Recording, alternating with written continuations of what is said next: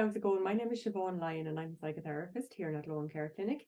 And you're very welcome to my podcast, which is The Wellbeing Machine. I'll hand you over to Paul. Okay, I'm Paul Gill. I'm a hypnotherapist working here in that Lone Care Clinic, working in Galway and of course online. And this is my first podcast. So we're calling this Mind Blowing, I think. And the reason why I think that's a good name is that some of the stuff we talk about, like both of us have got a lot of friends and associates who we're in the same profession as we are, and we talk about stuff and it's fine. But I remember talking to a colleague of mine and we were just chatting about stuff. We thought we were chatting, but his partner was looking at us and her jaw was just open and she was kind of wide-eyed thinking, my God, that's amazing. So we're going, no, we're just chatting about stuff. So some of these things that we take for granted these concepts that we're going to get into today are actually mind-blowing for people who've never been exposed to this. And I suppose that's the way it was for me when I started studying hypnotherapy. It really opened my mind to a completely different way of seeing the world. It's a bit like Neo in the Matrix, where you kind of realize, so this is what's really going. I love that film as well. So cool. Really love that film because sometimes people say, "Oh, there's a lot of fighting and martial arts," and I say, "Yeah, and I like martial arts, but it's the way we can be controlled and be prisoners in our own heads." Yeah, which is the theme for today. Yeah, we're going to talk about beliefs. Like we believe things about everything. Beliefs are like a template. They give us a structure, so they give us a certainty. We believe that the sun is going to rise in the sky every morning. That's reassuring. If it doesn't, we're in trouble. But we believe things as well. Beliefs aren't facts. I suppose that's really that's a really important point, I suppose. Because when we're dealing with anxiety or autism spectrum disorder or any of those things, or even depression, like we tend to have a belief in our mind about the way we feel or about the way people treat us or how we are ourselves in the world. And of course, those thoughts are not facts. It's like when you pass somebody on the street that and you say, "Oh, hey, Mary, how's it going?" And Mary walks past you and she doesn't acknowledge you even. You know? So we're halfway up the road and we're going, what the fuck did I do to her? Yeah.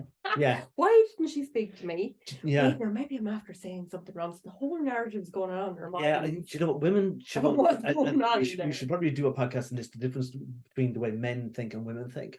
I remember with an ex-partner of mine, we were out and we met somebody in the street, this other woman, and this pleasant conversation, we're smiling, hello, and blah, blah, blah, blah. And then when we went off, my ex said to me, she was really off with me. And I go, what? I didn't notice anything. Now this was before I was trained as a therapist, indeed. But men, we're different, and I suppose I don't want to deviate into that for this podcast. But we'll come back to it. So going back to beliefs, beliefs aren't factually true. Because take religion for example. There's about up to 1,000 or more gods that are currently worshipped in the world at the moment. We've got monotheism, which is like Judaism, Christianity, Islam, they believe in a god. But if you go back to the Vikings and whatever, they did like Thor and a whole table full of gods, sitting down and the ancient Greeks and so if your beliefs were facts, then all religions would be factually true. There would only be only need for one religion, but there isn't. So each religion believes this. So we've got it. The other crowd haven't, but we have it. So it's their situation, the way they believe things. So beliefs are really thoughts that we hold to be true. But they're not necessarily true. But they give us a structure. So how do we get these beliefs? Well, you touched on it in the last podcast actually that we recorded, and I think it leads nicely into this one today, because what you were talking about before was like, how people are brought up a certain way and, the people in our lives imprint upon us, I suppose, our parents, our siblings, the people who teach us. My husband often says it takes a village to rear a child, what I mean? It's like a real old Irish saying, I think. Now I could stand corrected on that. No, I've heard that. It is a real thing, isn't it? Like that this is where we get our beliefs and our values and our morals and all of these things. And this is something that we work very closely on with our clients, especially when we have a new client. It's like new blood in the door, isn't it, Paul? It's like, oh God, we have an opportunity to help this person change their lives, their perception of things. What I do say to sometimes to people is where did you get that belief from? Yeah, who told you that? Yeah, and they go a bit blank and their eyes kind of stare down the middle a bit like this. Yeah. They go over and back, just like the EMDR with the eye movement over and back, and they're processing. And when you kind of think, well, where did I get that? Well, I was taught that growing up. Who taught you that? Well, master whatever in school, or miss whatever in school. How did they know that was true? I don't know. Yeah. And so we just accept, we borrow beliefs or take them, adopt them from other people. We do. And it gives us structure, but it also helps us. An important part of being human is to socialize and fit in with your community. And we've learned this through evolution that if you go back to our prehistoric ancestors, if you're out on your own foraging for food or trying to stay safe from wild animals, good luck with that while you're young and healthy. But as you get older, then you're very susceptible. But we learned, and I suppose it was got to do with the development of the brain, we learned to form communities and tribes. So that if you had an off day, or if you were sick, or if you hurt your ankle, other members of the tribe would look after you. And then, if they had an off day, you'd look after them. And I suppose our ability to communicate with language, we learned to fit in. And that fitting in meant then that we did what other people did, and we believed what other people believed. So you'll see it in modern day, you see it in football. Premier League, you see Liverpool supporters, Man United supporters, Chelsea supporters, and these are their tribes. And and it's interesting. It's kind of a little bit off track, but when a team's doing well and you hear a supporter talk about saying, "So we did well last Saturday, we beat them," or whatever. But when they're not doing well, they kind of go, "Oh, they lost and they were crap." And we divorce ourselves. Oh, he affected all. It's not, not to do with me. You see, we take the credit and we don't take any of the responsibility. Yeah. But we join clubs and societies that have rules, codes of ethics. It's like our tribes, mini tribes, even tribes within tribes. Religion is the big one. People congregate together and pray together and whatever. But I think, like, just on the religion thing, I think it's all the one concept, really. It's like love others, do no harm, Oh, for most satanic religions. Yeah, well, we'll go into those today. But religion, you see, gives us that sense of security. There's a set of rules. You follow these rules and you're going to be okay. Yeah. And it's the piece of the unknown then as well, because when you die, nobody actually really know. Well, I can't say that's a different podcast. I'm not going to go there. But it is about the perception as well that if you follow this religion, you're going to be okay when you die because you'll go to heaven. Yeah, but again, we're conditioned like that in school. You follow the rules in school. Yeah. You learn your lessons. You do your homework, and you're going to be okay. If you didn't do that, then you were punished. Especially from the generation, my generation, you're a little bit younger than me. I used to always mix up, I'm a little bit dyslexic, so I would mix up corporal punishment and capital punishment. And some capital punishment used to be in our school. And it was, Jesus. You could have been nearly taken out the back and shot, but you were definitely slapped around or whatever. And it was part of the course. It was nothing exceptional. And if you went home and said you were slapped by the teacher, you got a second one from your mother for embarrassing the family. What did you do? Yeah, we're going the complete opposite way now. But you learn to conform. So beliefs allow us to conform, to fit in, and they work well and good. They're like programs. I compare habits to programs. Like a computer runs a program. You want the computer to switch on Microsoft Word or Pages if you use an Apple, and you click on the icon and it runs the program, and then that's fine. We have programs, habits, whether the physical habits such as drinking, smoking, whatever, but habitual ways of thinking, which I find fascinating. We don't think we can have a universe, an umbrella way of thinking that we might call our personality or our character. But within that, we've got different modalities of thinking, different ways of thinking about different situations. And this is all predicated on what we believe. The programs that we are running very, very deep. So a program will run forever in the subconscious mind unless it causes a problem. Yes, like depression, anxiety, or something pops out there. Addictions. And there's always a reason for it. Yeah, always. There's always, and this I've had this discussion. Like a maladaptive program or a virus in your go back to the Matrix thing. It could be something. So programs doing things they shouldn't be doing. Yeah. And this is why I said to medical professionals, there's a place for medication, for anti-anxiety medication and so on and so forth. But it shouldn't be just that I have had people come into me and say, I've been on anti-anxiety medication for 5-10 years, and I kind of go, did nobody tell you to go talk to somebody? I said, no. But it's isn't it nature, human nature? You do sit down and you talk to a friend. Cause and effect. It's cause it is. Like something caused that. Like I'm a massive believer in that, people, nobody wants to become an addict at the end of the day, or become addicted or dependent on anything in life. Yeah. But we do, because we're trying to deal with old emotions or old traumas. Yeah, we're trying to escape them. We're trying to escape them. Yeah. So what are we doing? So and again, I congratulate people sometimes who kind of have gone down the addiction route and say, yeah, fair play, you discovered a strategy that worked for you, but there's side effects of that strategy. Yeah. And even somebody like who's binge eating or something, I said that strategy works. You're creating serotonin in your gut. The minute you eat something sweet, it gives you a fix, it gives you a hit, and you feel good. You've conquered your problem for 5 minutes. And then you have to repeat the process, and then you put on weight, and then that adds to your self-esteem being lowered. Yeah. So bad. And Siobhan, the amount of people I get coming to me for weight loss and they're talking about trying to fit into clothes, and I kind of go, it's not even like you want to lose weight for health reasons, it's how you feel.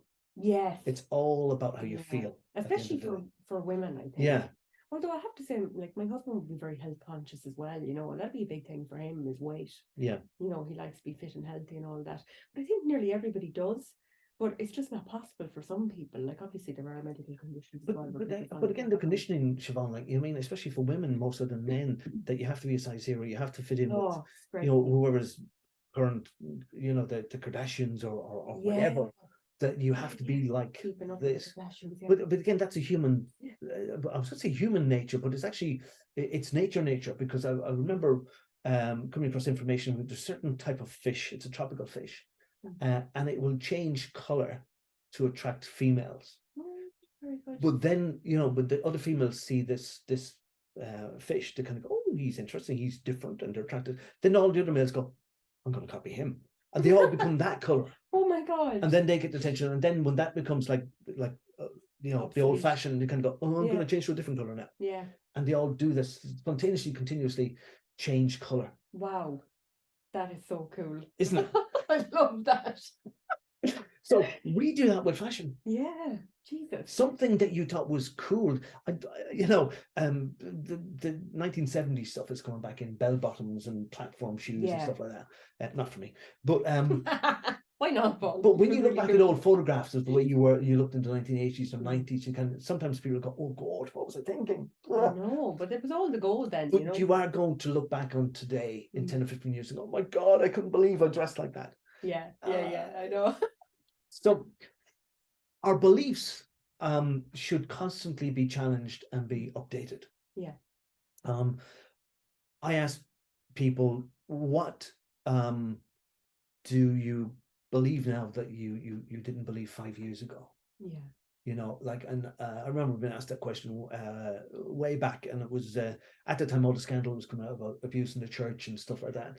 And growing up, you were, the clergy were the top of the food chain. They knew everything. They were right. You deferred to them. And then I kind of went through all of that process, and I kind of, no, actually, I don't trust them anymore. And so that belief totally turned on its head. Yeah. So then you ask the person next, and so what do you currently believe that you might not believe in 5 years' time? And that really gets them thinking. It gets the cogwheels moving around. You can see their eyes moving over and back. Like my EMDR. EMDR. Yeah, you see, I like that because it's very like REM sleep. Yeah, it's the same thing. And it happens all the time. You're accessing the subconscious. You're accessing subconscious, and sometimes you're accessing, and if you look at NLP, neuro linguistic programming, and a friend of mine once said about never read an NLP book. Said because you have to experience it really to understand it completely. Okay. Sometimes when you read NLP, you might get kind of lost in it if you've never been at a course or exposed to it. Yeah. But it's neuro linguistic programming. It's how we interact with the world. Yeah. How they tell you're lying, Yeah. These detectors, they use a lot of that. So you can see that, and I can read that in people's faces when I ask them a question, and I'm looking for them to, like, if they're thinking in visual terms, their eyes will move in one direction. If they're thinking audio, if they're hearing sounds or remembering sounds, or if they're accessing feelings, their eyes will move in different directions around the place. My God, so you can tell, and if you ask somebody a question that they should know the answer to, and they access their imagination rather than their memory, you realize they're lying. Oh, they're trying to make something up. Yes. Oh God, I can never lie to this fella. I've never watched that. That's not true. So,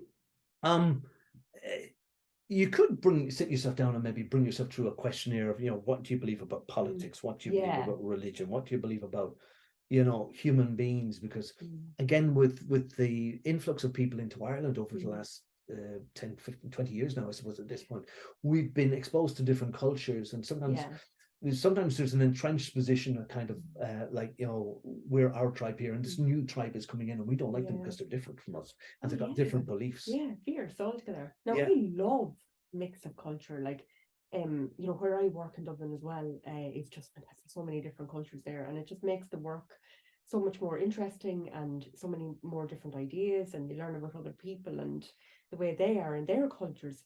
Like Ireland is so weird, I think. Look, we're only 5 million people. Fuck's sake, though. I knew a guy who used to say there's more people in the city of Birmingham than there is in Ireland. He said there's 40 million people. Yeah. So we are a dot in the ocean, but yet we've had such an impact throughout the world. And when you think of it, Irish people went primarily to England and America back in the day, and the influence society. I mean, look, as we're recording this, it's the end of March, Paddy's Day. The whole planet celebrates Paddy's Day. I mean, Irish, we're only a little island out there in the west coast of Europe, 5 million people, but I think we got something like 60 or 70 million people who've got Irish passports throughout the world. That's serious, isn't it? But we Irish, then we would have spread our culture, and we would our beliefs. But the Irish person is very different living here in Ireland to the Irish person that goes abroad. Now, I'll give a little bit of context on this. Okay. And where I'm going with this. It's about perception as well. I would say that Irish people here are, now I'm probably going to get slated for this, lads, but we can be very begrudging. It's okay if you're doing well, but don't do too fucking well. You know what I mean? Don't do too much better than me now, or I won't like that. Or you're getting up on your high horse. Whereas if they move somewhere like Australia, my oldest brother moved to Australia when he was very young, and it's more of a culture of lifting each other up. Yeah. Because the resources in Australia are so vast. I mean, there's literally room for everyone to grow and expand. Yeah. And I think the smaller country nearly has that. And plus, we came from a poverty complex, a lot of it. Yeah. Poor Ireland. Famine, the way we were. But even I grew up I was born in the mid 60s, so 70s, 80s, whatever. Yeah. Everybody left the country. Your ambition there was nothing. Yeah. And it was only when the Celtic Tiger happened that people started having money, which was the mid 90s. Yeah. But I think it was Bono on Gay Byrne's last late show. He was talking about that was the one where they gave him the Harley Davidson. I think it was that show, or maybe I stand corrected. Because sometimes when I remember things, it's like I remember the meat in the sandwich. I'm not interested in what kind of bread we're on. Just give me the nugget. Yeah, what's in the middle there? So I don't tend to remember maybe people's names or locations, whatever. But the gist of it was that I think Bono, if it was Bono, was saying that in America the difference is that you see the guy with the big house on the hill and the nice plush car, and he's got a swimming pool. And in America, somebody looks at it and go, yeah, I'm going to be like him in 5 years' time. You see that in Ireland, the big house on the hill, the car, and you go, I'm going to get that bastard. Oh my God, it's that's so true, isn't it? It is. We project like mad, like this is wrong. But you see, when we grew up, and my mother was saying this recently. She said, like, we had nothing when we were growing up, but everybody had nothing. So you were saying, so the person who had something was different. And stood out and was a little bit uppity above the rest of the people in the tribe. And there was a resentment. You kind of, on the one hand, you wish somebody well if they went to America or England and made millions. But another part of you is going, well, I didn't make millions. Yeah. Poor me. This is actually after coming up for me recently in my own journey, whereas I would have been the poor kid, we say, in my class, because they were all in good jobs and different things like that, and big farms of land and everything around where I lived. So it would have been something I'd be teased about, having, not new clothes and different things like that, which I didn't know. I didn't know that going to school that I was going to be any different, and most kids out there don't realize that. But then when you get in there and everybody else is different, you feel on the outside, or I don't know whether you put yourself in that position that you're on the outside, or it just naturally happens. You conform to your belief. You make yourself fit what the bracket. You're kind of like trying to do your best. Yeah, but there again, you see in school too. You had like the kids who came from the right side of the tracks. Their parents were professionals or rich or whatever, and then you had the others. So you learned your pecking order in society. Yeah, this is where I fit Yeah, in. and again, going back to religion, you used to see that like Mass and Sunday, the better dressed people, the posh people, rating up. So then that's like going back to what you said in the beginning about this belief system we have, what our perception is of ourselves. Oh yeah. The world around us, the different things that people put on us or tell us as children. One of the things that I often share is I had a horrible teacher in school, and she used to tell me I was so stupid I'd never be anything but a chambermaid. Yeah. So as a result of that, I left school not able to read. I thought it was because I had dyslexia or there was something really seriously wrong with me. But it was actually anxiety. I was so anxious because she used to bring me up to the front of the class and humiliate me in front of everybody and like put me up there and say, now read. And I couldn't read. I'd be stuttering and stammering across the words. And everyone would be laughing at me. Or maybe not everybody when I look back. A few people laughed. It was kind of enough to instill that perception in me about myself. I see so many clients who come in and they have these negative beliefs put on them as kids, like, oh, you're good for nothing. You'll never amount to anything. They're fixed in those beliefs. And they get so entrenched and stuck in that, and they don't know how to get out of it. Yeah, you see, we tend to believe everything we're told as kids. You do. And you think it's gospel, don't you? Yes, but if you notice, science will tell us that when the mind develops, the subconscious mind is more or less intact when you're born. The consciousness has to develop, has to learn things through experience. So kids believe everything, like Santa Claus, the Tooth Fairy, Jack Frost, the Bogeyman. I believe all these things without question. But you'll notice in a lot of societies that you have, maybe it's marked by a religious ceremony or something around the age of 6 or 7.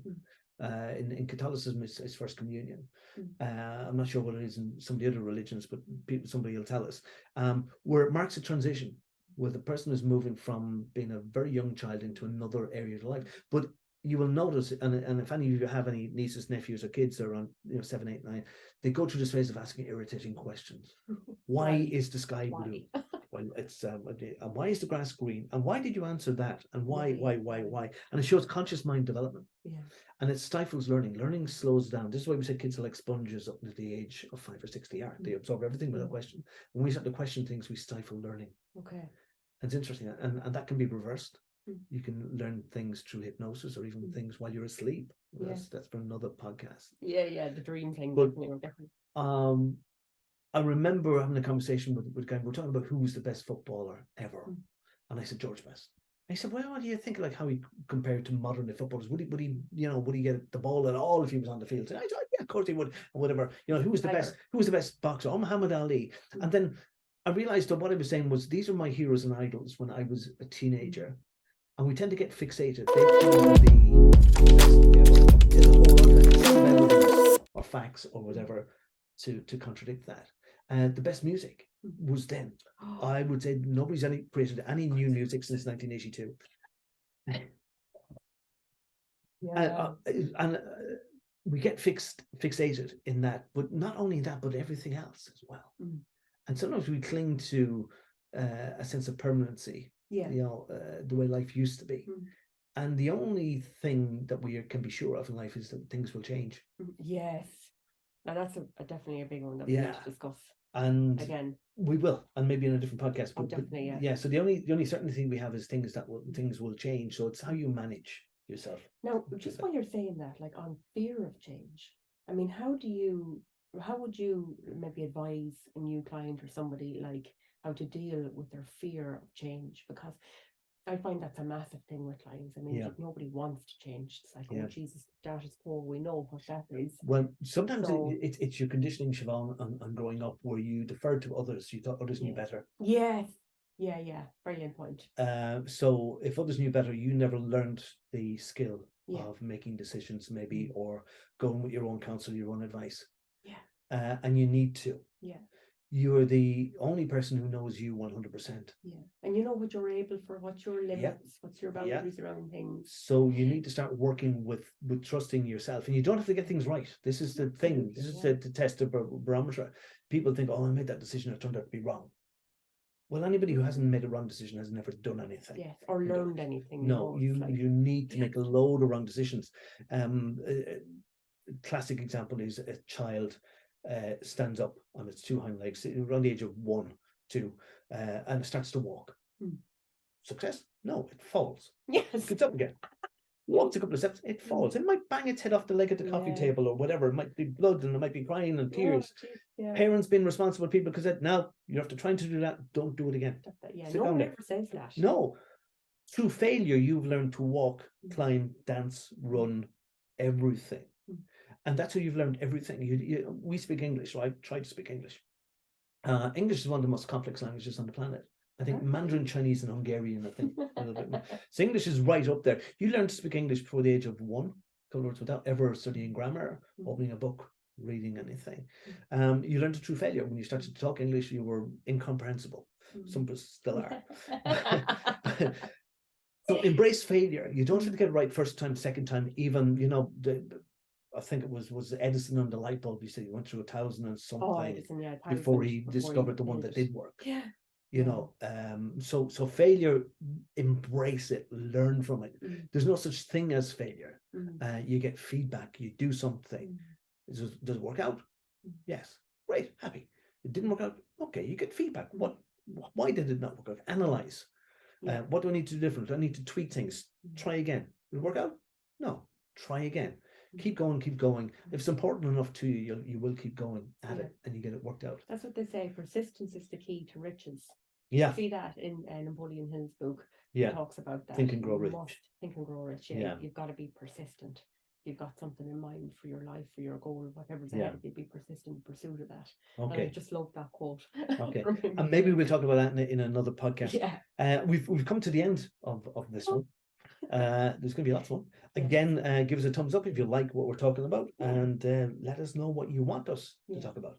Yeah, make sure you subscribe and comment down below to us. We'll be airing this across lots of different channels as always. And if there's anything that you fancy having thrashed out between two therapists, we're to get our perspective and, of course, the perspective of those who have had lived experience of the common issues in mental health as well. So we look forward to seeing you again next time, lads. And thanks a million for listening.